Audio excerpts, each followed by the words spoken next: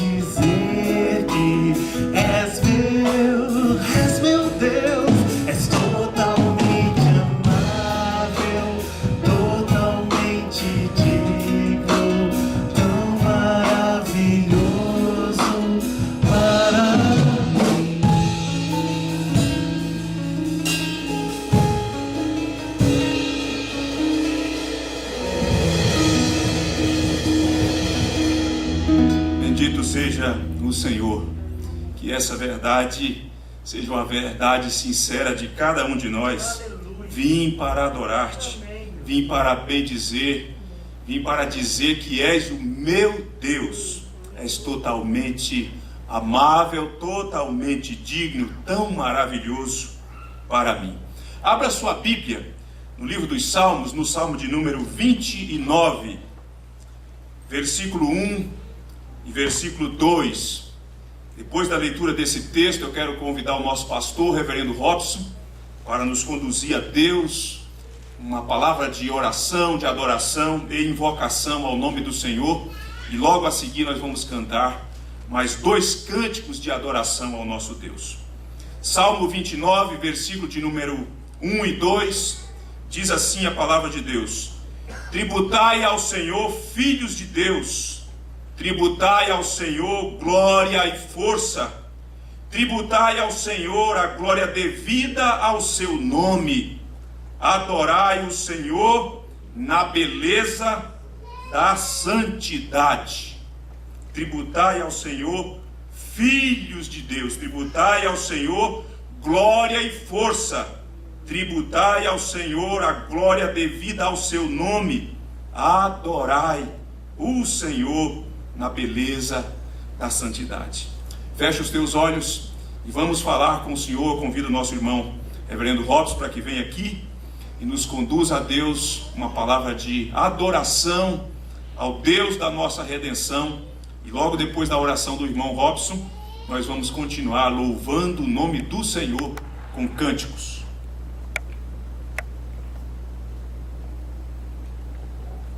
Oremos, queridos. Ao Senhor nosso Deus, a honra, a glória, o domínio pelos séculos dos séculos. Aquele que era, que é e que há de vir, o Deus Todo-Poderoso a quem servimos, o Deus único e verdadeiro, a quem nós adoramos nessa noite.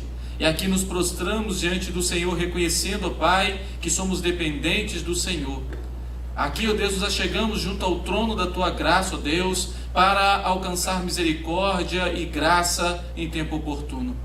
A Ti, ó Deus, nós rendemos louvores nessa noite, porque o Senhor é bom e a Sua misericórdia dura para sempre.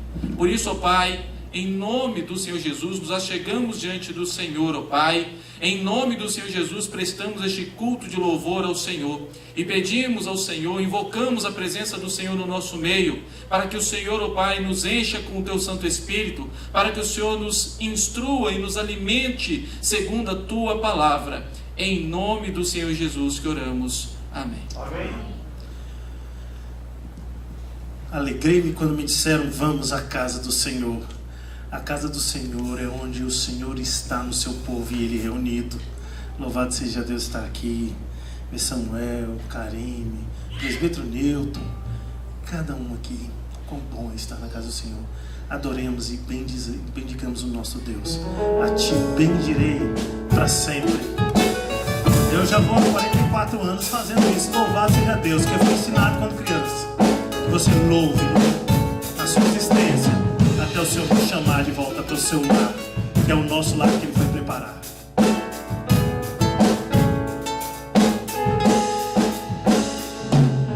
A Ti bendirei para sempre.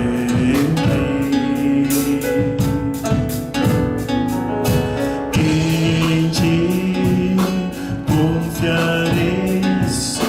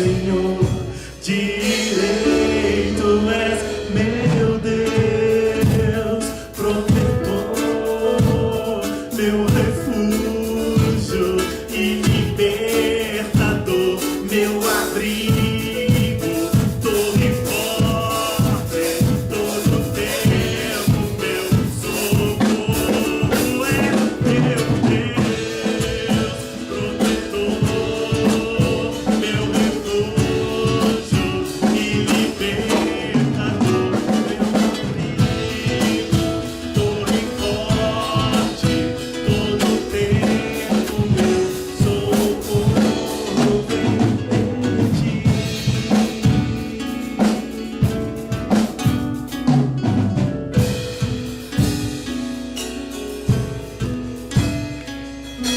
Ele é quem a gente bem diz, mas de fato, um corpo desnutrido não anda, e que Deus nos dê isso.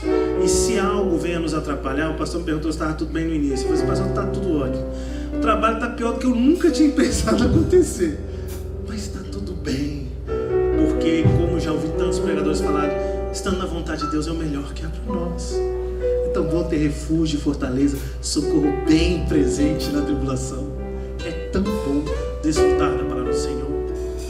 Então cante conosco esse cântico antigo, eu sei que foi pago um alto preço, e é na força do Espírito Santo. Eu sei que foi pago um alto preço, para que contigo eu fosse o meu irmão. Quando Jesus derramou sua vida, ele pensava em ti, ele pensava em mim, pensava em nós. Sei que foi pago muito preço, eu sei que foi pago um alto preço, para que contigo eu fosse o meu irmão. Quando Jesus derramou sua vida, ele pensava em ti, ele pensava em mim, pensava em nós, e nos via redimidos por seu sangue,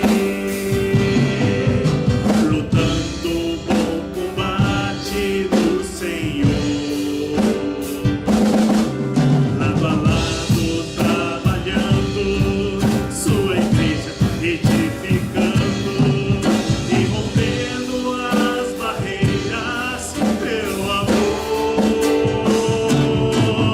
E na força do Espírito Santo nós proclamamos aqui que pagaremos o preço de sermos um só coração no Senhor.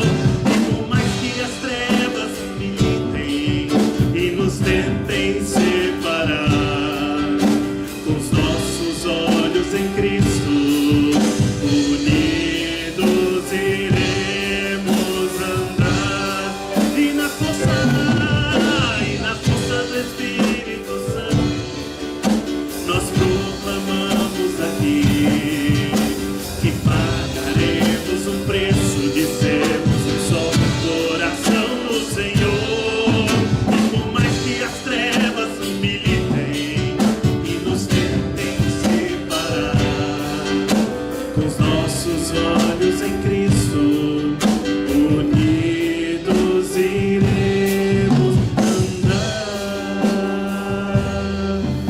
Unidos iremos andar. Quão bom louvar com o irmão, quão bom andar com o irmão no Senhor. Amém? Pode assentar, queridos. Quero convidar o pregador para buscarmos a face de Deus, para recebermos a edificação da palavra preciosa do Senhor. Deus bendito, o teu servo se debruçou sobre a tua palavra, de joelhos, e certamente, Pai, conhecendo Carlitos, ele implorou o teu favor para compreender, para que o Senhor falasse ao seu coração. E aqui ele se encontra.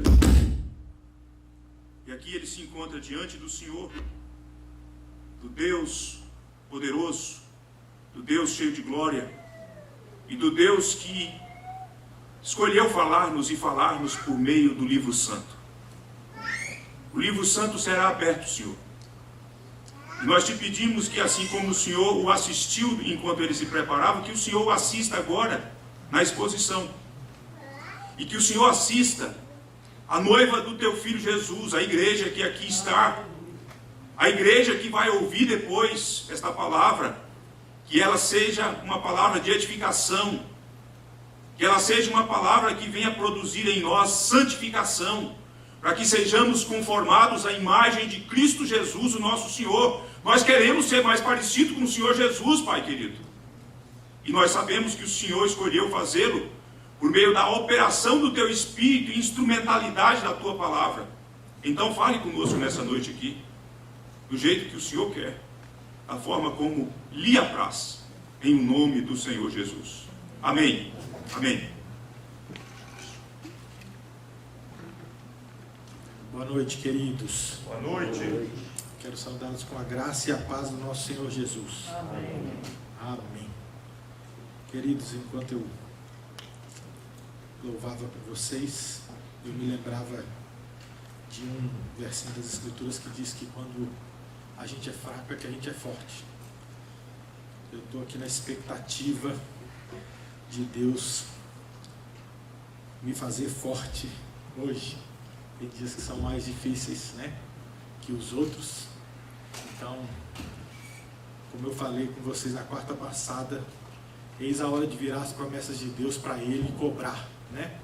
Me faz forte, Deus, me faz forte. Eu sei que vocês entendem do que eu estou falando, porque todos nós a gente enfrenta dias e dias, né? Dias que a gente está mais vigoroso, sai da frente que eu vou conquistar o mundo com Jesus. E tem dias que você não enfrenta nem sair de debaixo das cobertas. Um privilégio para mim estar com vocês nessa caminhada, nesse tempo de recomeçar. E algumas partes da Escritura têm flechado aí meu coração para compartilhar com vocês. E conversando com a minha cunhada em Recife, no último estado que eu fui lá, ela me falou sobre um tema que ela estava estudando. E ali Deus começou então a mexer comigo. E eu queria dividir didaticamente, mais do que o assunto em si com vocês, em 3 tópicos, né? Depois a gente desmembra eles, especialmente na parte bíblica, começando assim, sobre o reator, o autor e o construtor. Então, primeiramente, essas 3 partes. São 3 histórias, 2 talvez não tão conhecidas e uma última bem conhecida, deveria ser conhecida de nós todos. O reator, o autor e o construtor. Começando então com o reator, me chegou, né, aos ouvidos uma história que eu não sabia. Há um grupo de 35 países que juntos estão fazendo um projeto, 35 países juntos, fazendo um projeto da criação de um novo reator termonuclear. Então são 35 países juntos que elegeram a França como canteiro de obras, é na França que isso está sendo construído, então 35 países, ao redor de um projeto chamado ITER. Nós temos o nosso irmão aqui, o Wilter, né? A gente precisa tirar um L, do nome do Wilter, e a sigla é ITER, que é a tradução de Reator Termonuclear Experimental Internacional. Então, 35 países juntos estão tentando construir esse reator termonuclear que tem por vocação tentar reproduzir as reações que acontecem dentro do interior do Sol. Então, quanta energia é pulsada do Sol constantemente, a gente dorme, a gente acorda, geração passou pelo planeta, geração morreu e o Sol continua forte, quente, dissipando energia. Então, esses 35 países juntos estão tentando replicar uma obra de Deus que emana energia ao redor desse termonuclear, esse reator termonuclear. A meta é que em 2025 esteja pronto e eles seguem nesse projeto. É muito comum essas associações humanas em prol de alguma coisa que eles entendem ser boas. Às vezes nem tanto, por mais que pareçam doces e boas. Por exemplo, a gente pode conversar depois, mas eu tenho discordâncias pessoais sobre a Organização das Nações Unidas. Eu não creio que é um modelo válido, eu creio, inclusive, uma opinião pessoal, que é um modelo antibíblico. Quando fala da União Europeia, que está desfacelando, eu não creio na União Europeia, eu não creio que o caminho é assim. A OMS, a Organização Mundial de Saúde, a gente padeceu em algumas conversas que mudaram num espaço muito curto de tempo, ainda que a batalha seja atípica, nova, muito esquisito as vocações que eles seguem, dependendo do clima. Então eu não creio nessas associações. Agora essa que eu falo para vocês é mais uma. Eu não sei, e a gente não vai pensar nisso hoje aqui, se isso é bom ou ruim, mas 35 países se juntaram, elegeram a França como canteiro de obras, e até 2025 eles estão tentando reproduzir o que o Sol faz, naturalmente. Essa é a nossa primeira parte da nossa história, o reator. A segunda parte é o autor. Talvez muitos de vocês conheçam, ele não é um protestante, mas é muito lido porque é brilhante, um autor do passado, já falecido, chamado G.K. de Gilbert K. Chesterton. O último nome dele é mais conhecido, Chesterton, G.K. Chesterton, G.K. Chesterton. Ele é um autor, ele é filósofo, ele é teólogo, ele é autor, ele é novelista, ele é ensaísta, ele é muita coisa junto, ele tem a mente brilhante. Ele escreveu algumas obras, dentre elas, enquanto viveu, ele escrevia algumas crônicas, a despeito de crônica ser um nome tupiniquim, é o nome que a gente usa para esse jeito que os nossos escritores escrevem crônica. A gente tem isso, a gente gosta de falar que crônica é coisa de brasileiro, mas para que a gente entenda, G.K. Chesterton escrevia crônicas num jornal de Londres. A compilação dessas crônicas juntas deram nome a um livro, e o nome da primeira crônica batizou o nome do livro, Tremendas Trivialidades. Um livro muito bom, eu indico para vocês. Então são crônicas curtas que ele escrevia no Jornal de Londres, que compiladas fecharam esse livro, Tremendas Trivialidades. Nessa primeira crônica, que dá nome ao livro, esse mesmo nome, Tremendas Trivialidades, ele conta a história de dois meninos, Pedro e Paulo. Dois meninos que, brincando no quintal, no jardim de casa, eles encontram com um carteiro. E na verdade, mente brilhante, é uma crônica, esse carteiro na verdade era uma fada. E como toda boa fada, se aproxima dos meninos e faz a pergunta: qual é o seu desejo? Qual é o seu pedido? Né? E os meninos, prontamente, como todo um bom conto de fada, o primeiro, então, Paulo, ele diz: eu quero ser um gigante, muito grande. Eu quero poder, com um passo curto, chegar então até os Himalaias e depois poder visitar a catarata do Niágara. Eu queria ser um gigante, disse Paulo. Então, diz no livro Chesterton que faceiramente, com a sua varinha de condão, como toda boa fada, ele faz ali um passe, talvez de um pirlim-pim-pim, e voa lá. Paulo virou um gigante. Então, com passos grandes, ele começa a atravessar os continentes e visitar todos os lugares. Mas então começa a decepção de Paulo. Porque ao chegar no Himalaia, aquilo que era o sonho dele, que ele tinha de conhecer, ele vê que aquilo, na verdade, agora sendo um gigante, parece mais um formigueiro do quintal que ele brincava até pouco tempo atrás. Perdeu a graça. Então ele corre para o Himalaia, também apenas um passo. Com um passo ele já estava, nas cataratas do Niágara. Então com um passo ele alcança as cataratas do Niágara, e aquilo também que ele imaginava que era grandioso, ele estava ansioso por aquilo, eis que parece a torneira da pia da casa dele. Apenas uma água caindo, então ele começa a ficar triste.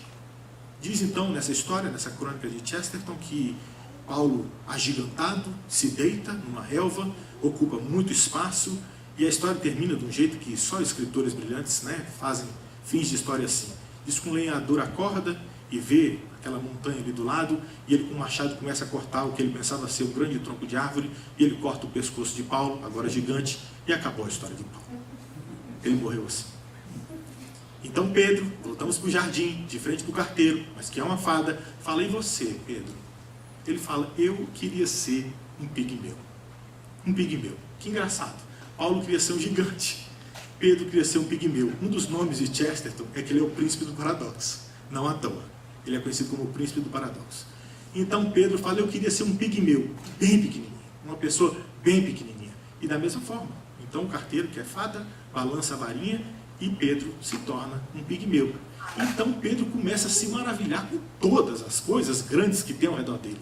E tudo é muito bonito, e tudo é uma grande aventura. Então o jardim, que era pequeno, ficou grande demais. E ele começa a ver pétalas, desenho das pétalas, besouros, abelhas e tudo aquilo. Então ele fica encantado. E diz a história que até hoje, Pedro está por aí, pequeno, diante de um mundo grande, se maravilhando com as grandezas de Deus. Chesterton desenvolve mais a história, ela não é tão exatamente como eu estou contando, eu conto de modo livre para não ter que ler, mas ele diz que ele se identifica obviamente com Pedro, que é um pigmeu. E esse é o meu encorajamento para todos vocês, né? A gente passando por um reator, que é um ajuntamento de gentes ao redor de um propósito, a gente passa agora por uma segunda história do autor, que é Chesterton, contando essa história, e eu estou tentando te trazer para a nossa pequenez diante da grandiosidade de Deus, e que esse é um modelo de vida boa, de vida maravilhada, de vida que vale a pena. A gente desemboca na terceira, última e a maior das nossas histórias, que eu acho que essa vocês conhecem, que é o construtor. Passamos pelo reator, passamos pelo autor, agora o construtor. Aí eu te convido para juntos, eu não vou contar essa história, mas eu vou ler, porque é a palavra de Deus, e fica bem, né, a gente lê a palavra de Deus num culto como esse.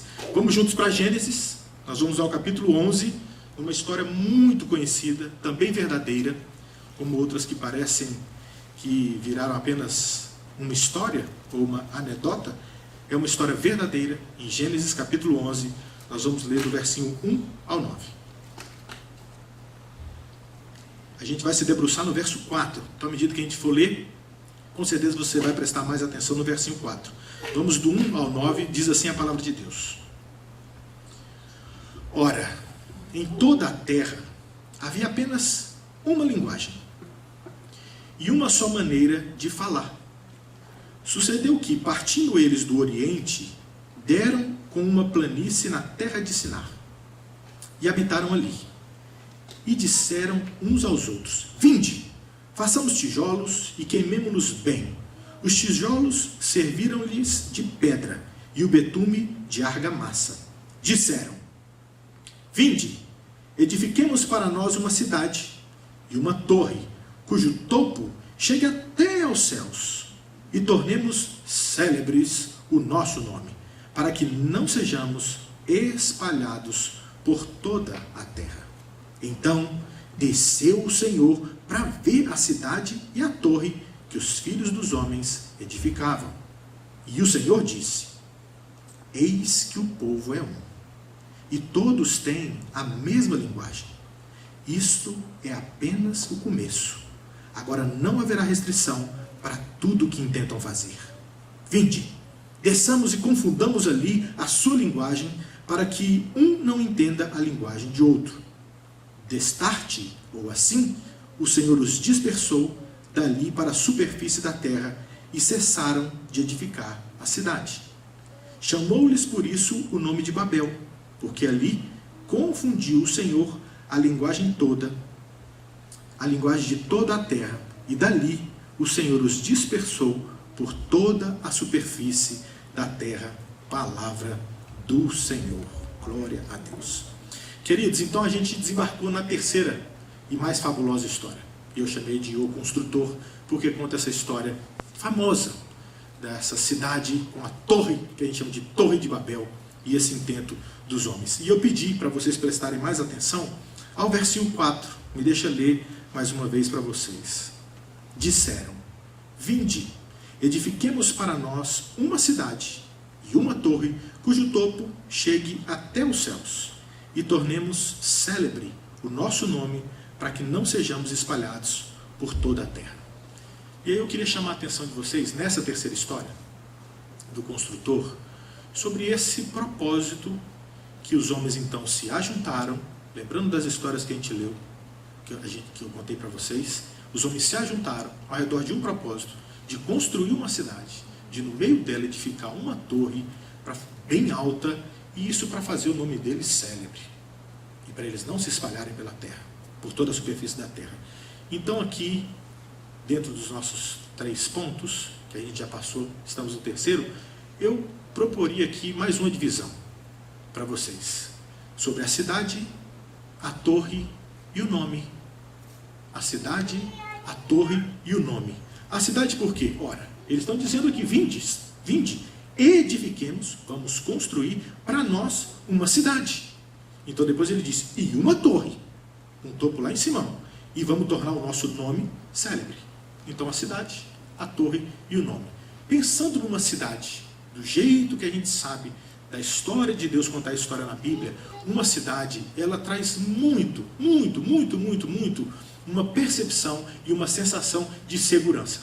As cidades, antigamente eram cidades muradas, que a gente falava. A gente ouviu, por exemplo, falar das muralhas de Jericó. Então era um lugar de segurança. Muitas vezes, queridos, os nossos projetos, o jeito que a gente vive a vida, e talvez o jeito que a gente viveu até aqui, antes de Deus bagunçar a nossa vida, uma das coisas que a gente busca, um dos nossos projetos, que juntos a gente faz, pode ser por uma cidade, pode ser por segurança. E isso a gente faz tentando tudo para passar em um concurso público. Por quê, Carlitos? Porque ele dá segurança. Eu não posso ser demitido. O concurso me dá segurança. Eu quero morar numa casa própria. Por quê, Carlitos? Porque uma casa alugada é muito instável. A casa própria me dá segurança. Então, me parece que o jeito desse povo, que estava longe, parecendo que não estava falando com a gente, começou a entrar dentro da minha e da sua história. Eu acho que o meu e o seu CPF estão aqui nesse texto. Está falando da gente. Me parece que a gente também se agremia, seja em família, seja num casamento, seja na igreja, seja em algum lugar, em busca de segurança. Eu quero ficar tranquilo, eu pago uma aposentadoria, eu faço uma previdência privada, eu invisto dinheirinho todo mês, nessas muitas corretoras que agora nos seduzem, porque eu preciso de segurança, eu quero ter isso. Se a gente pegar uma das coisas que mais nos seduz, eu me lembrei de um outro versinho da Escritura, a respeito de segurança, tem um versículo de Timóteo que fala para a gente não confiar na instabilidade da riqueza. É muito interessante ver o nosso Deus, se Ele é Deus de verdade, e Ele tem razão no que fala, para todas as coisas, não só quando Ele fala que perdoa os seus pecados e te salva, que aí é como o meu pastor falou, a gente tem um ouvido seletivo das verdades de Deus. Então Ele me salva, Ele é o meu Senhor. Esse mesmo Deus diz sobre a instabilidade das riquezas. Então tudo que a gente bota, achando que um concursão, que um bom dinheiro na conta gorda, e tudo guardado lá numa previdência privada, ou alguma coisa, um casamento estável, eu não sei o que é segurança para vocês, na verdade é uma mesa de pé bambo. Porque se isso está, tudo isso apoiado na instabilidade da riqueza, você está confiando numa coisa que Deus está dizendo que é instável. Você está botando peso numa coisa que Deus está falando. Isso vai ruir, de alguma forma. Por isso que então empresas públicas, quando são suscetíveis a serem privatizadas, como agora tem cheiro de privatização nos Correios, crentes advogam a não privatização, não por motivos bíblicos, mas talvez por segurança, porque ele vai perder a segurança. Quem disse? Se o dinheiro é instável. Então essa busca por uma segurança pode ser um projeto seu, que ele não é bíblico coisíssima nenhuma. E se precisar, Deus vem bagunçar. Seja usando um vírus, seja usando um câncer, seja usando um fim de casamento, seja usando uma depressão, seja usando alguma coisa. Eu não sei o que Deus pode usar. Eu estou aqui dando asas à minha imaginação. Mas se a gente ficar apoiando em alguma coisa que não é seguro, não senhor e não senhora, e você é de Deus, Ele sopra um vírus para bagunçar o programa e o plano de todo mundo. Porque a gente pode fazer plano, mas a resposta certa dos lábios vem do Senhor. Então Ele bagunça. Isso então me chamou a atenção se a gente pensar na cidade. Mas e se a gente pensar na torre? O que essa torre significaria nessa história, nesse contexto? Você vê o jeitinho que ele está falando, é uma torre para chegar muito alta. É para ir alcançando os céus. Então o que se a cidade poderia apontar para a segurança, o que a torre poderia apontar? Me parece que a torre aponta para uma autonomia. É quando o homem começa a botar tijolo em cima de tijolo, bem queimado, botando um betume e uma argamassa, porque eu dou conta de alcançar autonomamente, eu por mim mesmo, o próprio Deus.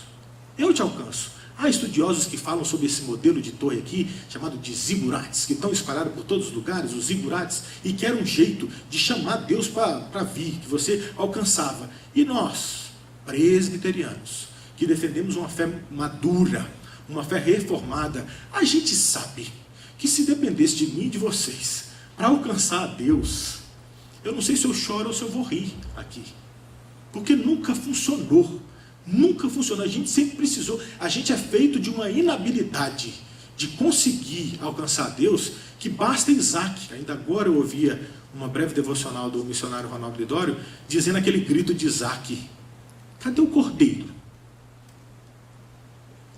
Por que precisa de um cordeiro?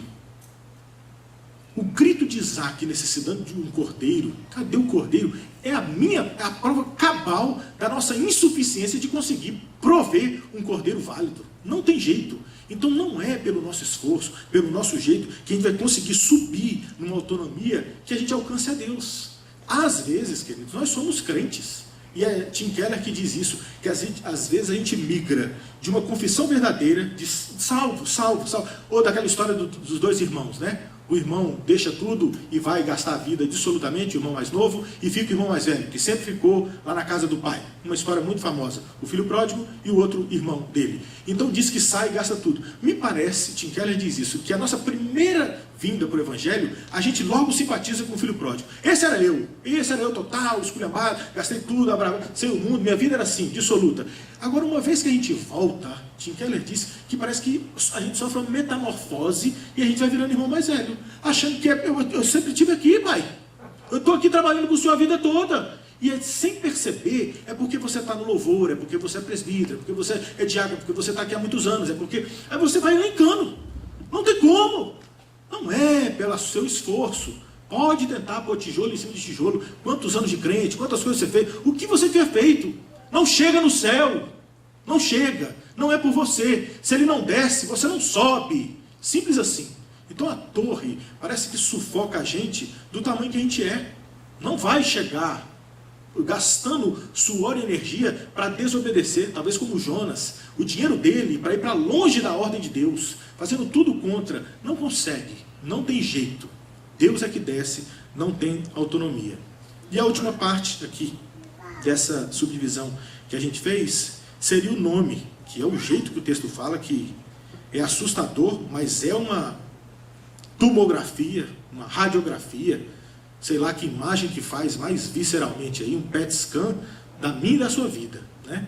É a exposição clara do nosso coração, que é quando eles falam que, ardentemente no texto está dizendo, é que é para tornar o nome célebre, é para falarem do Carlitos. Quantas gerações vão falar de você? Eu quero não, você acabou de citar Chesterton, Carlitos, eu queria que citasse o meu nome também, falar do seu. Foi o cara que passou por Brasília e trabalhou e fez não sei o quê. Foi a professora que deu aula. Foi o pastor que passou. Foi o cara que tocou. O nosso nome, queridos, diz a palavra que é como relva. Ficou verde, seca, segue o baile. Acabou. Ninguém vai lembrar de você. Não é o seu nome. Não, a gente não faz nome. Então me parece que no nome, se na cidade a gente pensou em segurança, na torre em autonomia, no nome é o reconhecimento, né? E aqui, queridos, uma cidade, uma torre e o nome célebre é a expressão externa das coisas mais feias e internas que tem na gente. Esse é o nosso jeito. Esse aqui sou eu e você. Essa história está falando de Babel, mas está falando da gente. Sou eu e vocês. Atrás de uma cidade, de uma segurança, atrás de uma torre, deixa que eu faça, autonomia, eu busco Deus, sim senhor e sim senhora, e de fazer célebre o meu e o seu nome, para a gente ser reconhecido. E quando não é assim, que no fundo a grande guerra aqui é uma guerra de adoração. Ou adora a Deus, ou adora o seu nome. Arrasou. A gente quer essa adoração. É desse jeito mesmo. Há poucos minutos agora, eu conseguia servir uma necessidade de um pastor que está mudando para Brasília e vai pastorear a Igreja Presbiteriana de Brasília. E na busca por um imóvel, a gente conseguiu achar uma solução para ele. E é engraçado para um crente o tanto que o nosso coração oscila entre querer o aplauso e ficar envergonhado pelo aplauso. Porque a gente quer muito o aplauso, até receber e ver que é podre o aplauso. Então eu queria muito resolver aquilo, crendo que era para o bem dele. Instintivamente você faz. Mas no fundo, será que não tem algum aplauso? Até eu receber o aplauso. Aí ele gravou um áudiozão. Carlitos, não fosse você, velho, eu não ia morar nesse lugar. Louvado seja Deus pela sua vida. E o meu ego foi... ele falou, muito obrigado. Porque desligou. E que meu egão estava do tamanho da minha sala, 30 metros quadrados. Acho que Deus estourou o ego. Como assim? A gente sabe que você não tem nada a ver com isso. Não sou eu que faço imóveis. Não sou eu que consegui fazer tudo. Não sou eu que fiz nada. Costumo dizer na Hug, quando a gente entrega alguma bênção, que eu sou entregador de pizza. Nunca ninguém abraçou o entregador de pizza. Obrigado. Por exemplo, você só fez o frete. Então, no reino de Deus, nessa vida que a gente está passando aqui, não tem louvor para mim e para você. Não fica bem a adoração a você. O pastor leu um texto aqui: tributai a Deus o que lhe é devido. Nós estamos devendo para Deus o tributo que é direito dele, que é toda adoração e toda glória. Amém até aqui? Vamos um pouquinho mais, que a gente tem tempo. Vou tentar não estourar. Se a gente fosse subdividir, a gente está aqui fazendo essas subdivisões, né?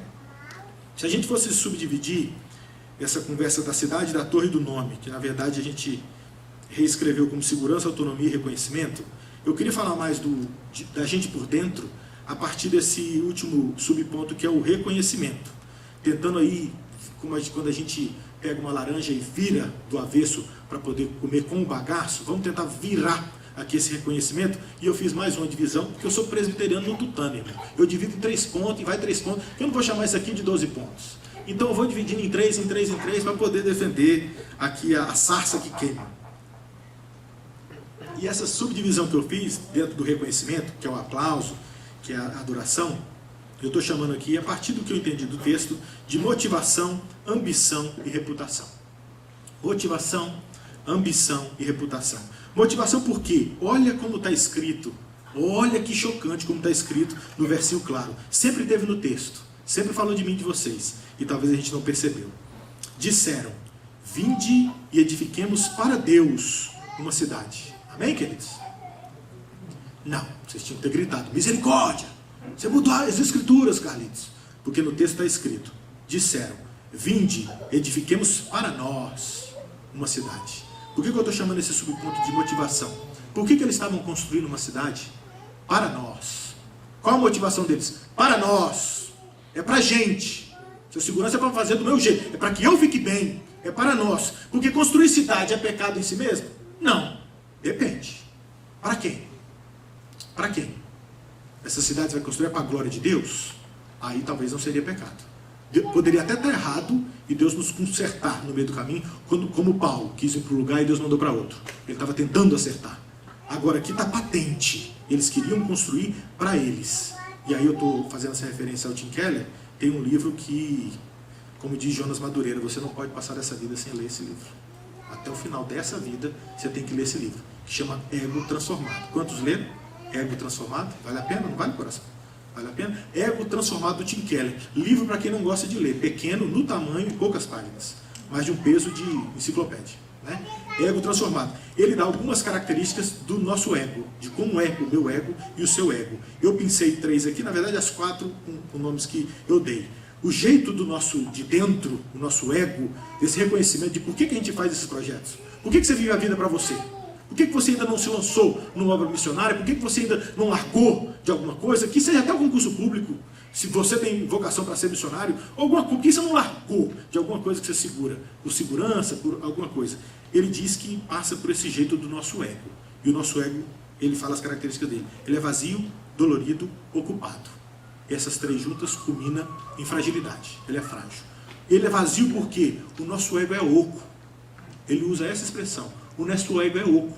Tem um oco dentro de mim, de vocês, que a gente ficou procurando ou com pizza, para tapar o lugar, muita pizza, entendedoras entenderão, ou com muitas coisas que você compra, ou com muitas joias, ou com muitos títulos, ou com muitas mulheres, ou com muitos filhos, ou com muitas promoções, ou com muitos sermões, ou com muitas palmas. Você vai tentando preencher esse oco que tem dentro de você, que é o vazio, que é o nosso ego, com alguma coisa, pelo amor de Deus.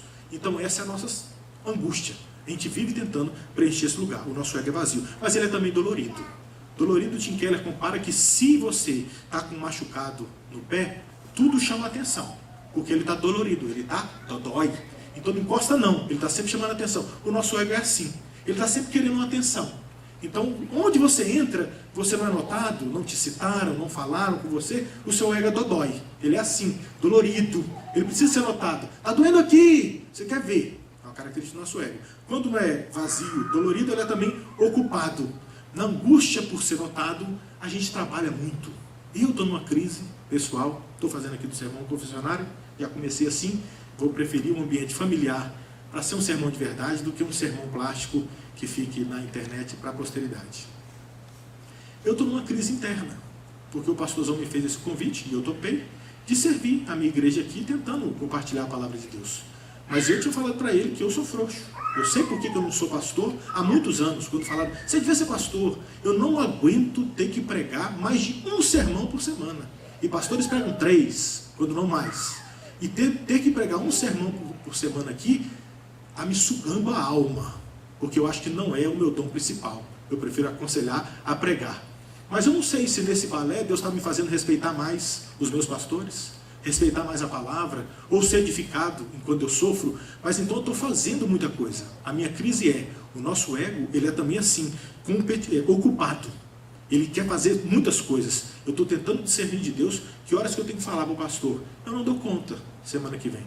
Pede para outra pessoa, eu preciso descansar. Porque eu prego isso para missionários. Missionários, descansem, obedeçam a Deus descansando. 6 dias trabalharás, no 7º descansarás. Eu estou tentando discernir. Por quê? Porque o nosso ego, que mora no meu peito, um de vocês, ele tem essa da ocupação. Talvez por isso você assiste vídeos demais, você tenta ler coisas demais, assistir toda a série demais, todos os capítulos demais, por isso você come demais. A gente tem isso, vai somando. A gente está vendo em etapas o que é misturado no ego. É tudo junto. Por que você faz tanto que você faz? Talvez essa procura por significado. E como eu já falei aqui, a soma disso é que ele é frágil. Quem nós somos, dessa angústia, ela é frágil, é como um balão inflado. Deus vem e fura. Se ele furar, acabou o seu ego. Era isso aí. E você está exposto. Talvez aqui na Torre de Babel. Quando ele vem, desce, muda as línguas e zoou. Aí deu ruim. Acabou tudo. Ou vem um vírus e tira os meninos da escola. E deixa marido e mulher em casa, com os meninos. E o cachorro. E começou a chover. Toma distraído. É Deus fazendo a glória dele glória, te devolvendo a mim, e devolvendo a mim e a você para o nosso lugar e destruindo o nosso ego. Eu quero acelerar aqui, mais rapidamente, passando então não só por essa motivação, por que a gente constrói isso? Falou que constrói a cidade para nós, né? Passando pela ambição, construir uma torre que chegue até os céus. A gente tem sempre, parece, com uma próxima cenoura, alguma coisa para fazer. Tem que ter o próximo, tem que ter mais alguma coisa. E aí eu me lembrei de uma história do sogro do Nicodemos, que diz que quando alguns seminaristas e gente ia conversar com ele, pastor Francisco Leonardo, né, é o nome abrasileirado dele, ele é um holandês. E ele professor no seminário, se não me engano, de Recife, e os seminaristas iam conversar com ele, e ele tinha uma estratégia que eu ouvi numa pregação do Nicodemos e repeti no meu escritório. Quando via que o jovem estava ali muito soberbo, muito altivo, muito ambicioso, de um jeito pecaminoso, ele pedia para ler uma pequena tagzinha, uma etiqueta pequena que tinha no pé da porta. Ele dizia, filho, por gentileza, você pode ler para mim o que está ali embaixo, naquela porta? E era tão pequeno, e era tão no pé da porta, que para ler tinha que ficar de 4, com a cabeça quase colada ao chão. E qual não era a surpresa do seminarista? E a minha, quando li o texto, e era João 3,30. Convém que ele cresça e que eu diminua. E já que o seminarista estava ali já de 4, humilhado, lendo a palavra de Deus, isso que Francisco Leonardo já botava a mão na cabeça e começava a orar. Deus, humilha esse irmão, bota ele no lugar dele. Aproveitava o embalo. Cuidado com as nossas ambições de uma torre alta demais. Cuidado com as motivações. Aqui as verdades vão se abraçando, né? Então as motivações que alimentam as suas ambições podem não estar no plano de Deus. Amém, queridos? Amém. A última parte dessa divisão que a gente fez seria então a reputação, que também é muito claro, que diz que seja célebre o nosso nome. Como eu falei, o meu nome, o seu nome, queridos. Rapaz, é um negócio, de 10 missionários, um queria ser um missionário famoso e faz referência a alguém. De 10 pregadores, algum já me disse que queria ser o Spurgeon. Sinceramente dizendo. E ele racionaliza o pecado, dizendo que não, vai ser bênção e tal. Rapaz, esse negócio de célebre nome é como a gente comentou aqui, é relva. O meu nome, o seu nome é relva. Gente que foi muito mais importante do que eu e você, passou. Ainda que a gente cite o nome, é como história feia, história passada, acabada. O Império Persa é livro de história, já passou. O Império Romano é livro de história. A gente visita e toma um sorvete vendo o Coliseu em ruína. Então, assim, passou. Todos os grandes passaram, os nomes passam. Não tem como fazer célebre o nome. É muito engraçado aqui que, a partir dessa intervenção de Deus, e a gente já vai encaminhando aqui para o final, que é a hora que não tem só surra, né? É o jeito de Deus, que é a hora que isso não está tão claro no verso, mas eu faço por conexão e pela história toda que a gente leu, que o final do texto ele vai dizendo que, do versinho 4, ele diz o nosso nome, né? Para que não sejamos espalhados por toda a terra. Então, uma grande motivação que eles tinham aqui, de construir a cidade e uma torre, e fazer serve um nome, é para que a gente não seja espalhado por toda a terra. Aí, para você que conhece a Escritura, você volta em Gênesis e o jeito que Deus falou. Então, eles fazem isso para não serem espalhados por toda a terra. No começo da criação, o que Deus fala? Enchei a terra. Domina! Vai! Pois veio o dilúvio, por causa de tudo que a gente até já estudou aqui, muita coisa errada, Deus zera, resetou a história, começa de novo. E ele repete, tem essas conexões. Você vê de novo, Deus falando, vai, enche a terra. Aí a turma começa, aí o que eles fizeram aqui? Uma estratégia para desobedecer. Não vamos espalhar não. Faz uma cidade, todo mundo junto, segura aqui, autônomo, a gente vai até o céu e vai sair no nosso nome. Para desobedecer. O que Deus faz? E aí vai botando a gente no lugar e Deus vai brilhando, né? O texto vai dizendo que Deus, lá de cima, já tem verdades aqui, queridos. Onde é que os homens estão? Lá embaixo. Esse é o meu lugar. Esse é o seu lugar. A gente mora no sótão, no subsolo. Os homens estão lá embaixo. Deus está onde? Eis que Deus lá de cima, onde que Deus mora? O seu lugar é aqui embaixo, cara pálida. E Deus lá em cima. Dorme com um barulho desse. Essa é a minha posição. Essa é a sua posição. Embaixo e Deus em cima. Aí os teólogos dizem de uma grande ironia que tem no texto, que é Deus lá em cima fala, eles estão tentando construir uma torre alta demais, eu vou lá ver. E uma torre alta demais teve que fazer Deus descer para ver. Então devia estar muito longe do alto onde Deus está, não estava não? Então Deus desce para ver um esforço, talvez de 35 nações, de fazer um negócio grande demais, que na verdade está imitando o poder de Deus, para ver se chega nele. E ele desce para ver. E vão dizendo dessa ironia do texto. Outra ironia que eles dizem é que quando eles falam, vinde, edifiquemos, eles falam no plural, tem gente que quer associar aqui com a Trindade, que seja, mas Deus usa do mesmo jeito que ele falou, vinde, desçamos. Eles falam, vinde, vamos subir. E Deus fala, vinde, vamos descer. Ironia de Deus falando, quem que eles pensam que são os filhos dos homens? O que eles estão pensando em fazer? Queridos, se Deus deixa o que parece um projeto muito fofo, todo mundo juntinho, numa cidade muito fortificada, com uma torre bem alta, com um célebre nome, todo mundo falando a mesma língua, não ia ser mais legal? Eu como missionário e visitando missionários, ia ser muito, na minha cabeça pecadora, muito mais fácil uma língua só. Deus falou, não é não. Vamos mudar isso aí. Não é assim o jeito de Deus. Ele vem e muda. Essa intervenção, diz os estudiosos, que no versinho 5 tem uma dobradiça, que é o homem tentando subir, versinho 5, e Deus desce para vir falar com ele, que é o versinho 5. Essa estratégia deles, está aqui no versinho 5, perdão, e no versinho 6 que está o que eu queria dizer para vocês. E o Senhor disse, eis que o povo é um, e todos têm a mesma linguagem. Preste atenção. Isto é apenas o começo. Agora não haverá restrição para tudo que intentam fazer. Deus abraça os atributos dele, sendo Deus. A gente estuda separado, mas Deus é um só. Assim como a minha esposa é linda e inteligente, Deus ele tem atributos juntos numa pessoa só. Aqui fica o crédito para salvar meu casamento. Deus, então, ele é dois atributos que parecem que não se abraçam, mas são super conectados. Justiça e graça.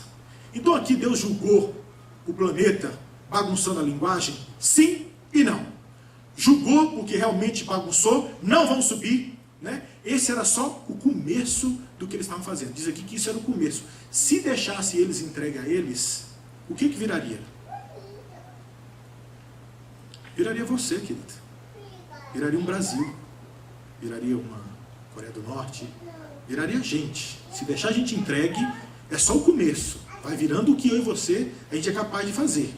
Mais um grande parênteses aqui, tentando aconselhar uma pessoa que está lidando com uma família que sofreu um abuso, o filho dessa família sofreu um abuso sexual. E aí me ligou para a gente tentar conversar, para tentar encontrar uma luz, um caminho de aconselhamento e solução. A primeira coisa que eu fiz foi tentar explicar para essa conselheira que um abuso sexual é a exposição de tudo que eu e você somos capazes de fazer. A gente só não fez, e há uma ilustração disso que a Cris usa muito, que eu acho que é do Narcis Pro, que eu e você, nós somos uma dinamite, e que não fica pronto, não fica perto de faísca ou fogo, que a sua capacidade explosiva é grande demais. A gente ainda é uma dinamite, bem perigosa, mas deixa longe do fogo e da faísca, porque isso, se pegar fogo, explode, causando muito estrago. Então, quando alguém é pego, um abuso sexual de menor, em você dá um nojo e a vontade de dar uma surra, pois o seu pecado de ser mentirosa, de ser falsa, de ser invejosa, esse jeito que eu e você somos, é tão nojento quanto diante de Deus. Então zera o julgamento diante do nojo do pecado e nivela, porque esses somos nós. Então quando fala que isso aqui era só o começo, tentando fazer um projeto que parece fofo, todo mundo junto, uma língua só, era só o começo de tudo que poderia virar. Aonde desemboca isso? Desemboca eu e você. É isso aí, é só você visitar seu coração. O que vira se deixar entregue ao seu jeito? Vira isso aí, eu e você, desse jeito que a gente é. Mas Deus, interveio e Ele mudou toda a história. Uma das coisas que chama a atenção é essa do nome, que eles queriam fazer o nome dele grande. E Deus batiza no final. Babel, quem batizou foi Deus. Tá? No final do texto a gente vê, acho que é no verso 9, chamou-se-lhe por isso o nome de Babel. Deus bagunçou a linguagem deles e falou, o nome deles é Babel. E o nome Babel quer dizer o quê? Confusão. Que legal, hein? Fez grande o nome deles? Não fez. Eles queriam ter um nome célebre e que vergonha. Deus falou, o nome de vocês vai ser confusão. Querendo fazer célebre o nome, Deus ironicamente os batiza de confusão. Essa história, queridos, vamos terminar aqui. Deus bagunça os nossos planos para fazer o dele. Ele bagunça os nossos planos para fazer o dele. Os nossos planos são piores. E Ele sempre vai bagunçar por amor. Deus bate por amor. Então, quando Ele manda vírus ou alguma coisa, um caos, é para zerar o sistema e começar a fazer o projeto dele. Porque na sequência do capítulo 11 que a gente está, no 12, Deus bota em execução o plano dele. Deixa eu só ler 3 versinhos para vocês, que aqui agora Deus zerou o nosso jeito e vai falar, deixa eu fazer do meu jeito aqui. Toca a minha história. Gênesis 12, de 1 a 3, ele diz, ora, disse o Senhor a Abrão, sai, lembra de querer juntar e ficar? Sai da tua terra, da tua parentela, lembra da segurança? Lembra de tudo? Sai da tua terra, da tua parentela, da casa do teu pai, tá lembrando da segurança? Tá? Vaza daí e vai para a terra que te mostrarei. Que terra? Eu te mostrarei. De ti farei uma grande nação. Glória a Deus, igreja. E te abençoarei. Olha aqui o que ele fala. E te engrandecerei o nome. Você quer fazer seu nome grande? Você não faz. Quem que faz? Deus. Deus faz seu nome grande. Entra no projeto dele, que ele pode até fazer seu nome grande. Para a glória dele. Engrandecerei o nome. Se tu uma bênção. Presta atenção. Versinho 3. Abençoarei os que te abençoarem e amaldiçoarei os que te amaldiçoarem. Em ti serão benditas todas as famílias da terra. Espalhe e brilha, bebê. Vai. Esse é o jeito de Deus. Através do plano dele, não o seu, baixa a bola, que ele pode fazer, através da história dele, o seu nome grande, espalha. Se você está com medo, se você está muito inseguro, pula, pode pular. Eu costumo dizer que a nossa caminhada é por fé. Você caminha e você não tem chão. Você caminha, Deus cria chão embaixo. E você pisa de novo, Ele cria chão embaixo. Pisa no vento, Ele cria chão embaixo. Ele quer essa obediência por fé. Toda vez que a gente desobedece, atrai maldição, como foi aqui, foi o julgamento, que é também graça misturada, mas é julgamento. Toda vez que a gente obedece, traz bênção. Sempre obedeceu a Deus, bênção. Eu falo até de um jeito meio assim, na minha cabeça parece ofensivo, mas eu estou tentando expressar, tá? Aqui. Deus é obrigado, se eu tiver uma heresia aqui, Deus me perdoe. Deus é obrigado a te abençoar por causa da mistura da palavra dele. Ele fala que se obedecer, ele vai abençoar. Então não tem jeito. É uma chave fulminante, é um checkmate. Obedeceu, creia. Para de ser escravo do seu pecado para você ver. Ele vai te abençoar. Obedece à vontade de Deus. Pula sem paraquedas. Ele te abraça no ar e te entrega um paraquedas. Creia. Esse é o jeito de Deus. Eu quero terminar trazendo só uma luz para vocês sobre, voltando na cidade, na torre e no nome. Jesus é a nossa cidade. É nele que a gente tem segurança. É ele que é refúgio. É ele que é uma fenda na penha, que a pomba entra e se esconde. É ali que eu e você somos seguros e segura. Corre para Jesus. Essa é a cidade de muro forte. Ninguém para, não tem como seu pecado antigo atravessar o sangue de Jesus e falar: te achei, volta aqui, lembra do teu passado. Não tem, porque ele teria que derrubar a cruz, vencer Cristo, apagar o sangue, tirar. Aqui não tem jeito. O lugar mais seguro que tem é Jesus. Ele é a nossa cidade. Ele é a nossa cidade. Ele é a nossa torre. E sem combinar, cantaram aqui isso. Torre forte, refúgio, fortaleza. Ele é a nossa torre. É Ele que nos leva nessa conexão. Não tem como eu e você alcançar Deus. Precisou Ele, que é a nossa torre, fazer essa conexão. É nele que os nossos tijolos vão chegar em Deus. Através dele. Ele é a ponte, ele é a escada. Jesus é a nossa torre. E por fim, obviamente, Jesus é o nosso nome. Todas as vezes que a gente entra, que a gente está nele, é aí que o nosso nome é feito. Se ele é o cabeça da igreja e nós somos o corpo, nós somos grandes no nome dele. Fala bem do nome dele que seu nome cresce. Creia nele que você alcança Deus. Descansa nele que você está seguro. Jesus é a nossa cidade. Jesus é a nossa torre. Jesus é o nosso nome. Amém, queridos? Vamos fechar os olhos e vamos orar, agradecendo a Deus essa palavra. Chora, pastor.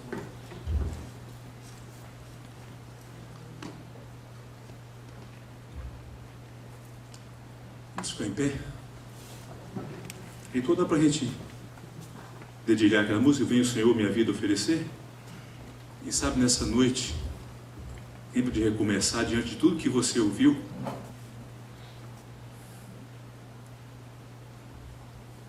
É hora de você deixar suas tentativas de produzir a sua própria segurança.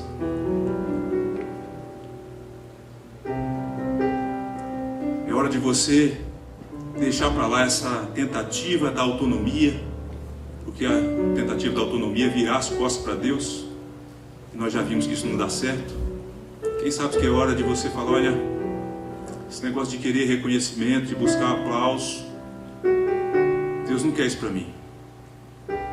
Esse negócio de reputação, é hora de avaliar as motivações. Mas quem sabe a gente pode fazer dessa canção o nosso tempo de recomeçar e dizer: Deus, eu venho, Senhor, minha vida oferecer. Vamos cantar essa música?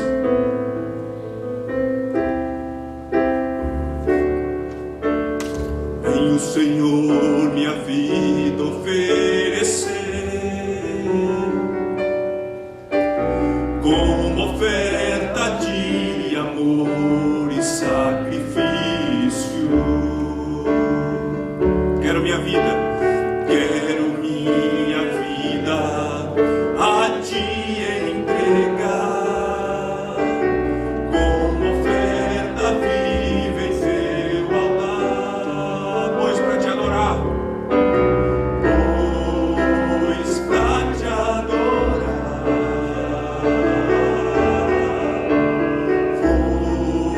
foi que eu nasci.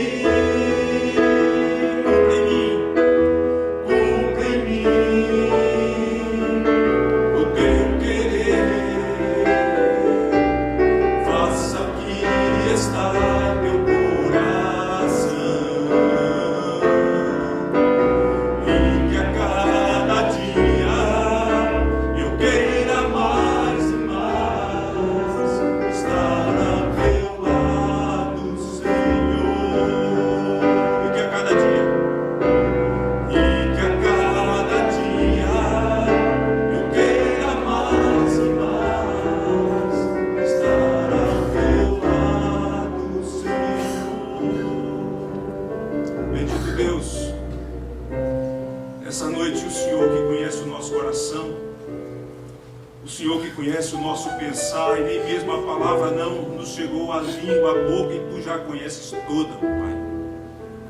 A verdade é que tu nos cerca por detrás e por diante, Senhor, e sobre nós tu colocas as tuas mãos. Tantas vezes nós queremos enganar nós mesmos. Nós fazemos coisas, nós elaboramos projetos, nós fazemos investimentos, mas tudo isso pensando em criar alguma coisa que nos proteja, alguma coisa que sirva de segurança para nós, e nós nos equivocamos porque isso tudo acaba ruindo e nós ficamos desprotegidos e vemos o quão vulneráveis somos. E outras vezes, Senhor, nós buscamos a nossa tola autonomia. E quando fazemos assim, procedemos assim, nós viramos as costas para o Senhor e caímos numa armadilha terrível. Outras vezes, Senhor, até fazendo coisas que são louváveis, que são aplaudidas pelos homens, queremos reconhecimento, queremos a nossa própria glória, queremos o nosso próprio reino. Senhor, nos perdoe quando nós assim procedemos. Livra-nos de nós mesmos, santifica o nosso coração, trabalha as nossas motivações, ó Deus, e que o nosso coração seja movido a dar glória ao Senhor. Que nos lembremos, ó Deus, daquilo que Tu fizestes em Abraão e por meio de Abraão, e de que de Abraão veio aquele por meio de quem todas as famílias da terra seriam abençoadas. Aquele que tem o nome que está acima de todo nome, único nome no qual há salvação, Jesus Cristo, nosso castelo forte, nossa torre segura, em quem nós podemos confiar e a quem nós podemos buscar e invocar o nome santo do Senhor nosso Deus. Deus, abençoe a Tua igreja aqui reunida, abençoe os homens, as mulheres, os moços, as moças, e Pai, nos dê ânimo, nos dê, ó Deus, intrepidez para recomeçar, mas para recomeçar na Tua presença, dedicando a nossa vida, tudo que temos e somos, ao Senhor nosso Deus, ao Deus da nossa redenção. E que a graça do nosso grande Deus Salvador Jesus Cristo, que o amor de Deus o Pai, que a comunhão e a consolação do Espírito Santo sejam com todos nós, igreja de Deus aqui reunida e espalhada por toda a terra, agora e sempre, sempre. Amém. Amém. Pode sentar, queridos. Pode sentar. Ô Dani, é possível projetar aí, filha, aquela arte que nosso time da comunicação criou? Irmãos, quando o Senhor Jesus me alcançou, tinha algumas coisas que eu escutava, e ainda escuto aqui e ali, aquilo me dava uma revolta terrível. Eu ouvia, talvez você já tenha escutado, talvez aqui menos, né? Mas da região de onde nós viemos, a gente ouvia que às vezes em programações, o atraso do presbiteriano, aí a gente ouvia nos grupos, as pessoas falavam, não, mas presbiteriano é assim mesmo, só chega atrasado. Vai se acostumando. Gente, eu falava, não, mas não pode ser assim. São culturas que precisam ser desconstruídas. Então essa era uma que eu não gostava. Uma outra é que a pessoa dizia o seguinte, o presbiteriano não tem cultura de trabalho ao sábado. Você marca o trabalho, o presbiteriano não aparece. É cultura que tem que ser desconstruída. A gente pode até não ter esse know-how, essa prática, mas quando nós marcamos alguma coisa no sábado, é porque aquilo é importante. Aquilo é importante. Então, com isso, eu quero convocar você, na verdade, para que você venha e para que você convide alguém para o culto de ação de graças em razão da comemoração dos 503 anos da Reforma Protestante. Sábado às 19 horas, dá para você fazer tudo o que tem de fazer no sábado, ir ao supermercado, né, dar atenção para a família, e às 19 horas se dirigir para o templo da IPG2 para prestarmos culto a Deus. O pregador que nós convidamos é o reverendo Rogério, pastor da Terceira Igreja de Ceilândia. Ele iniciou o ministério esse ano aqui nessa igreja, vindo de outra região, e é pastor, e além de pastor, ele é professor do seminário presbiteriano aqui em Brasília. Então venha, se prepare para esse tempo de gratidão ao Senhor nosso Deus. Com certeza vai ser um tempo muito precioso. E a outra coisa que nós precisamos criar enquanto cultura do nosso povo é convidar pessoas para que venham participar do culto de adoração ao Senhor nosso Deus. Eu quero estimular você a ter essa coragem de convidar alguém no domingo pela manhã, domingo à noite, quarta-feira, sábado, quando nós temos o culto da mocidade. Crie essa cultura, convide alguém, coloque-se à disposição para que essa pessoa, por meio da sua vida, possa ouvir o Evangelho glorioso de Jesus. A todos vocês, uma boa noite, um bom retorno para casa, que Deus abençoe. E então, sábado, nós estaremos aqui às 19 horas, se Deus quiser. faça circular esse convite, para que outras pessoas se juntem a nós nesse momento que é um divisor de águas da história da igreja cristã. Que Deus o abençoe em nome de Jesus. Boa noite a todos.